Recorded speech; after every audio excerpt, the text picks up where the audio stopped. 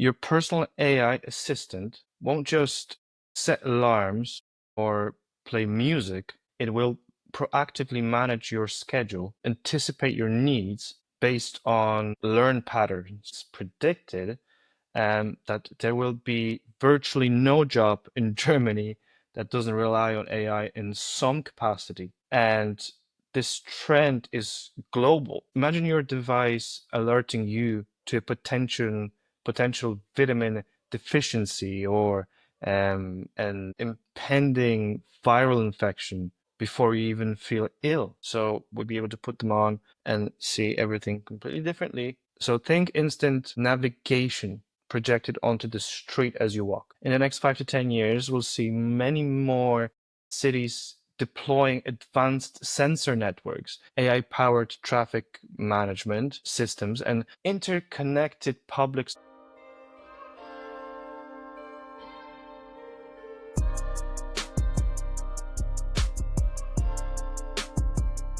Hello, everyone, and welcome to the next episode of Paradox Experience. Today we are talking about the future, technology. The future is now, and what comes next. So, thank you very much for joining me today and watching today's episode as we peer into the crystal ball of innovation. This week, we're diving deep into the most mind-bending technology predictions for the coming decades. From the omnipresence of AI and the booming world of biotech to the evolution of smart cities and the potential of quantum computing, we'll explore what breakthroughs are on the horizon and how they might reshape our lives, industries, and even our very understanding of what it means to be human. Get ready to speculate, marvel, and perhaps even a little bit worry as we unpack the tech trends that will define our future. If I could ask you for a favor, if you could subscribe, leave a like, leave a comment, it would mean a lot to me. I would very appreciate it if you could do that. So let's kick off with the big one, the overarching force that's already making waves. Artificial intelligence and automation. We've made an entire podcast video about AI on in my first episode, so I highly recommend for you to go and check it out.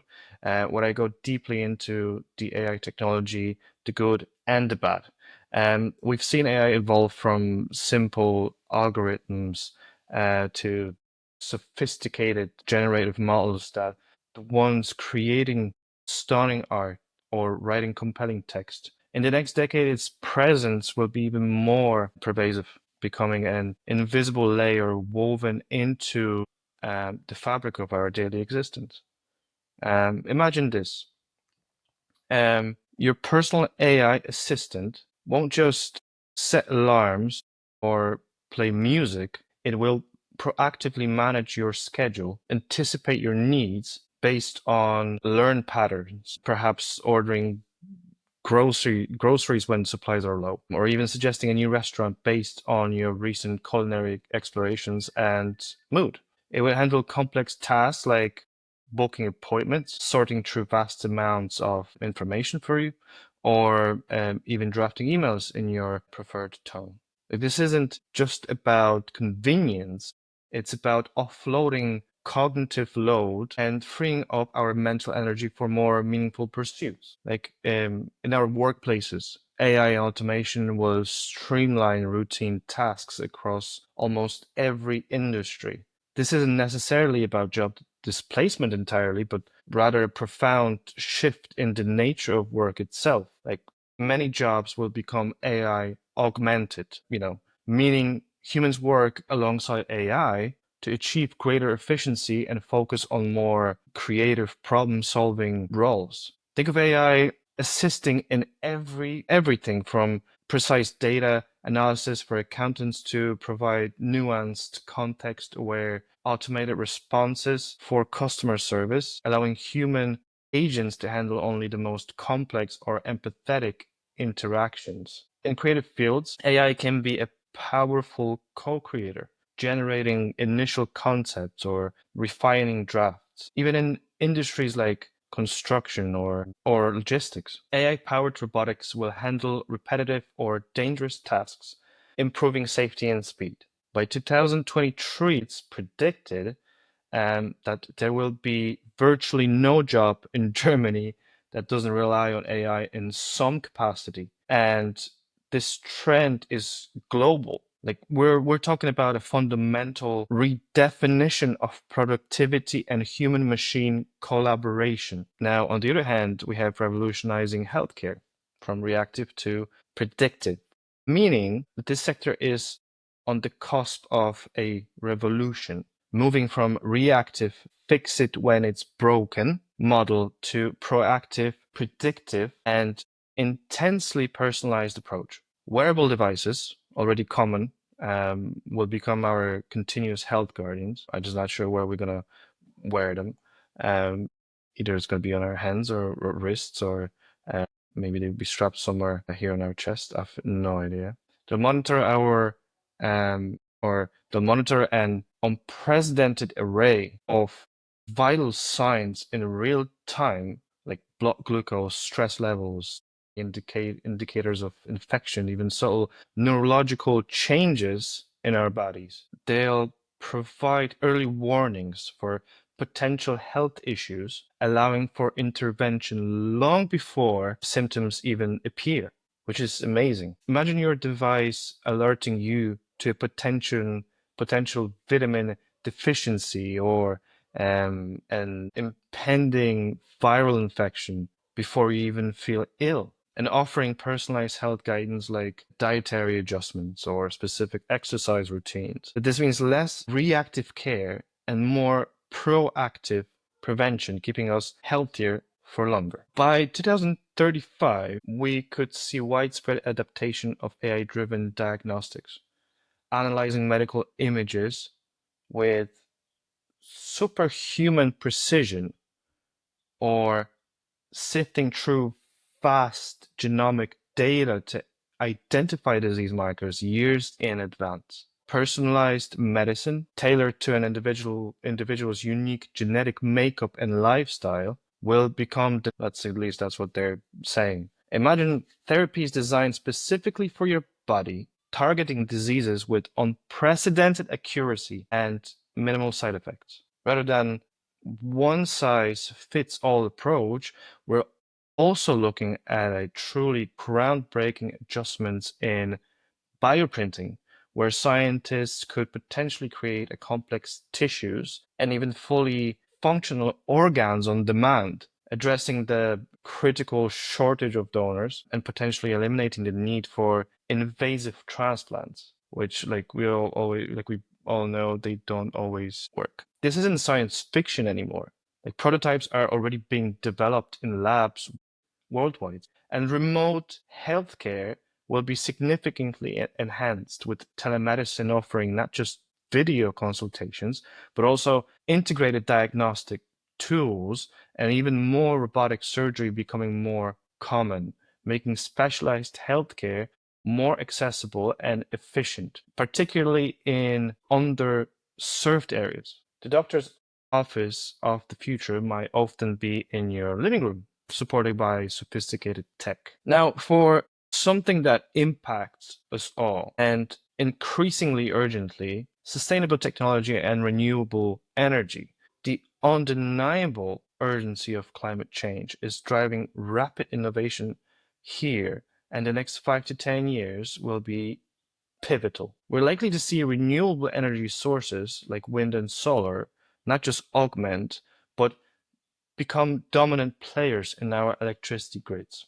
Some analyses suggest that by 2035, wind and solar could provide from 60 to 80% of generation in the least cost electricity mix, fundamentally reshaping our energy landscape and reducing reliance on fossil fuels. That is obviously a speculation. I myself have no idea if that's going to happen. This is just what the experts are saying. And as we know, experts can be wrong. But it's not just about generation. We'll see significant advancements in battery technology, making energy storage far more efficient. durable, and affordable. This will be crucial for grid stability, allowing us to store excess renewable energy for use when the sun isn't shining or the wind isn't blowing. Better batteries will also enable wider adoption of electric vehicles with faster charging times and longer ranges, which is probably what we all want in electric cars right now, making them a truly viable and convenient alternative to uh, gasoline cars. Smart grids will optimize energy distribution in real time using AI to predict demand and manage supply, drastically reducing waste and improving reliability. Now, this is just predictions, right? It sounds great, but I'm sure there's going to be a lot of skeptics out there who's just going to say that, well, they were saying the same thing about, being able to fly from New York to London in 40 minutes, and they were saying that maybe 10 or 15 years ago that we'll be able to do this now, in 2025 or 2026 or even earlier, but it hasn't happened yet. Well, I guess we'll see. What else we can expect is to see sustainable practices integrated into almost every industry, from new green building materials that absorb carbon and minimize waste and maximize resource utilization, where products are designed for durability, repair, and recycling from the outset. Innovations in carbon capture and new forms of sustainable agriculture will also proliferate. I'd say that's a good word. This isn't just about saving the planet, it's about creating entirely new industries, um, millions of green jobs, and massive economic opportunities globally. Businesses that don't embrace sustainability will simply be left behind, which is already happening right now. And I'm sure there's a lot of disagreement with that as well, because if you want to run a business your way, why should you be forced to spend all that extra money for green practices, right? But this is happening. We will have to adjust to it, and we'll be probably even forced to do it. But I guess we'll see. Let's dive into the immersive world of augmented and virtual reality, or AR and VR. While VR headsets have gained traction in gaming, the next decade will see a more seamless and interaction or integration of these technologies into our daily lives, particularly AR. Imagine wearing lightweight, stylish AR glasses that are indistinguishably from regular eyewear, or you can't even recognize that they are just normal glasses. But overlay digital information onto your real world view. So we'll be able to put them on and see everything completely differently. So think instant navigation projected onto the street as you walk, product information appearing as you browse a store just by looking at an item, or even holographic meetings with colleagues across the globe, making remote work feel truly collaborative and present. Doctors could use AR to overlay patient scans during surgery. Mechanics could get interactive repair instructions projected onto an engine, and students could explore historical sites virtually from their classroom. How amazing is that? The potential for education, training, and everyday convenience is immense. VR, on the other hand, will continue to revolutionize entertainment, gaming, and specialized training, offering incredibly realistic and deeply immersive simulations. We're talking about experiences that fully trick your senses, from surgical procedures to complex flight training, or even exploring distant planets. The possibilities are huge.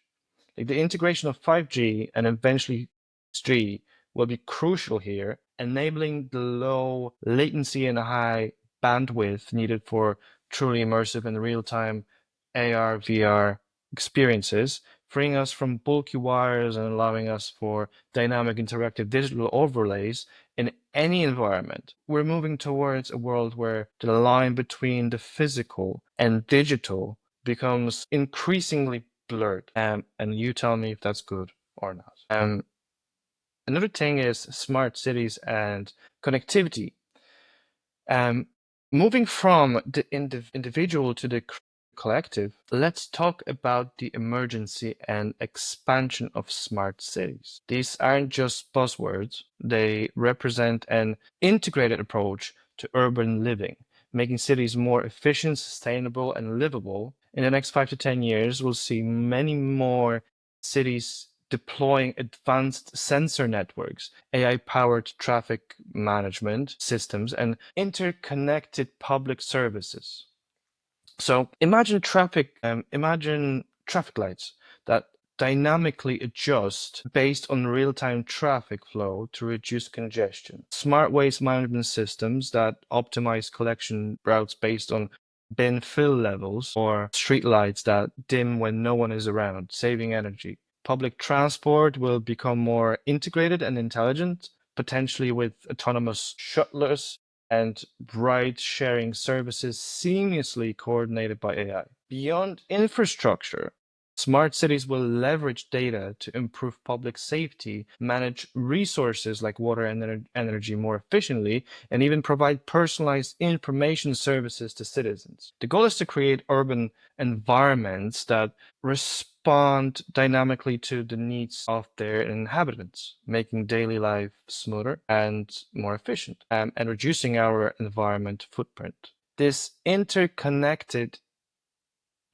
will be powered by widespread 5G infrastructure, making constant, low latency data exchange reality across entire urban areas. That's going to be very interesting. And I can't wait to see that.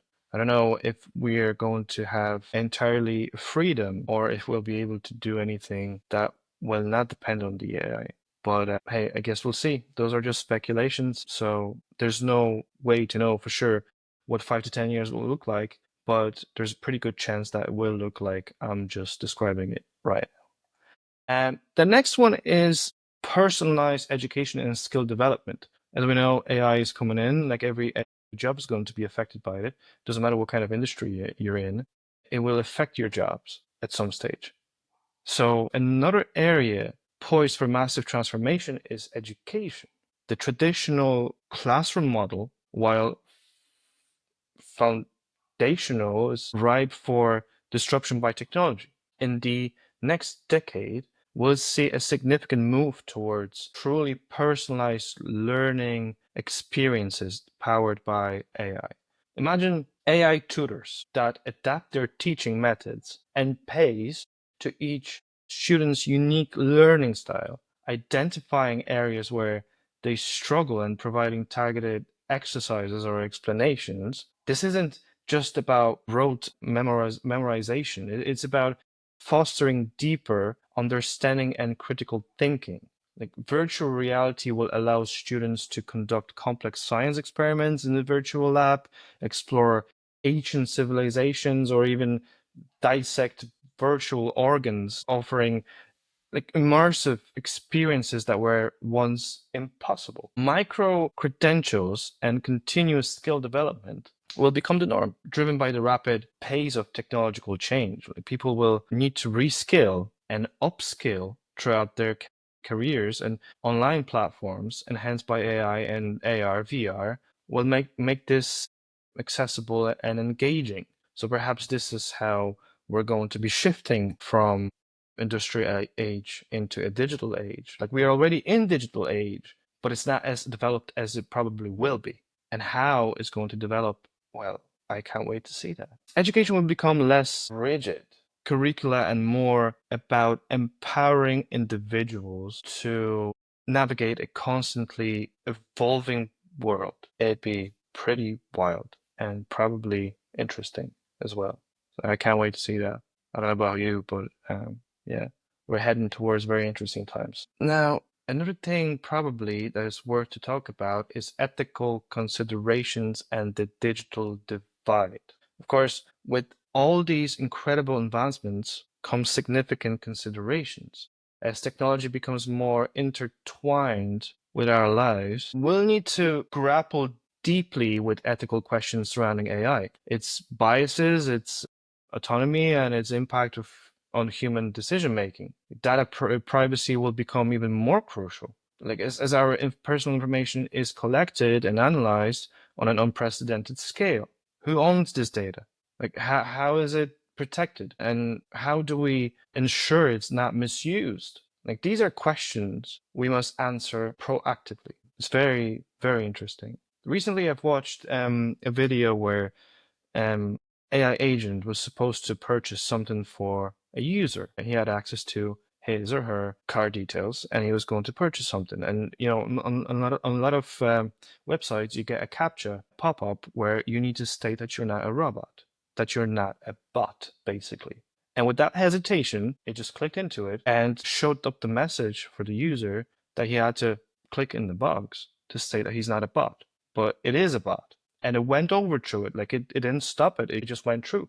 So it's already breaking barriers that humans have created.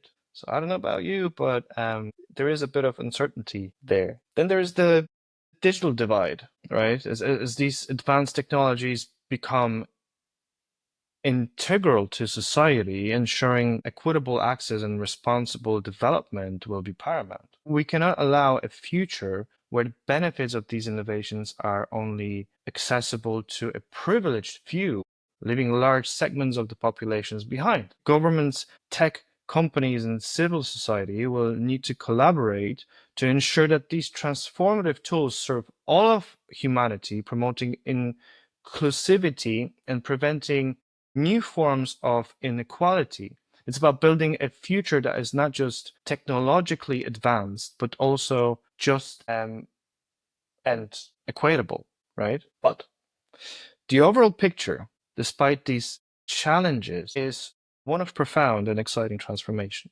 In 5 to 10 years, our homes will be smarter, our healthcare more personalized and preventive, our travel more autonomous and efficient, our interactions with information and entertainment far more immersive, our cities will be more responsive, and our learning experience more tailored. It's a future that promises unprecedented convenience, efficiency, and entirely new ways to connect, learn, and experience the world. It's a future where many of the mundane tasks are handled by machines, freeing us up to focus on what truly makes us human: creativity, critical thinking, empathy, and connection. But there is another but. With social media also in place, trying to push us away from each other, which I also talked about that in the second episode of Paradox Experience. And if you'd like to learn something about that, plus a little bonus about my own personal experience, go ahead and check it out. I would very appreciate it. And so, yeah, we'll see how everything's going to turn out. I'm very curious how the next 5 to 10 years will turn out to be for all of us. But we definitely need to adjust, right? That's for sure. We need to adjust. So I highly recommend for you to go and start looking up, start checking information. And the knowledge is key and power. So yeah, thanks very much for watching again. Subscribe to the channel, leave a like, leave a comment, let me know what you think, and I'll see you next time.